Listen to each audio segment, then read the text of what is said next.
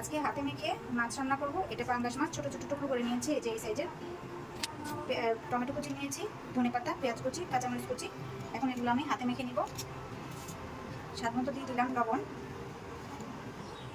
দিয়ে দিলাম আদা রসুন বাটা, দিয়ে দিলাম হলুদ গুঁড়ো, মরিচ গুঁড়ো, ধনে গুঁড়ো, জিরে গুঁড়ো। এখন দিয়ে দেবো তেল, তেলটা একটু বেশি দেবো। হ্যালো ভিউয়ার্স, আসসালামু আলাইকুম। কেমন আছেন আপনারা সবাই? আলহামদুলিল্লাহ ভালো আছি। এইভাবে হাতে মেখে কে কীভাবে রান্না করেন, মানে হাতে মেখে কীভাবে রান্না করেন কমেন্ট করে জানাবেন। দেখেন মাখাতে মাখাতে দেখেন কি সুন্দর একটা কালার আসছে।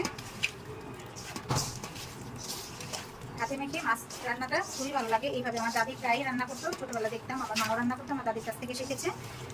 আর যেটা হাতে মেখে রান্না করতো, মাছটা একটু ছোট করতো।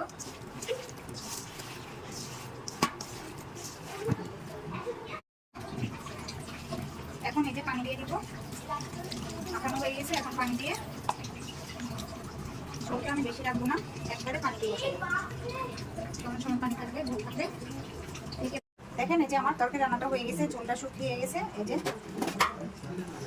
মাখা মাখা হয়ে গেছে, সুন্দর একটা ফ্লেভার বের হয়েছে। এটা দিয়ে গরম গরম ভাত খেতে খুবই ভালো লাগে। কে বলো? হ্যাঁ ভালো আছে চলো। আর তরকারি দিয়ে কে বলো? আমি গরম তো। মজা হয়েছে?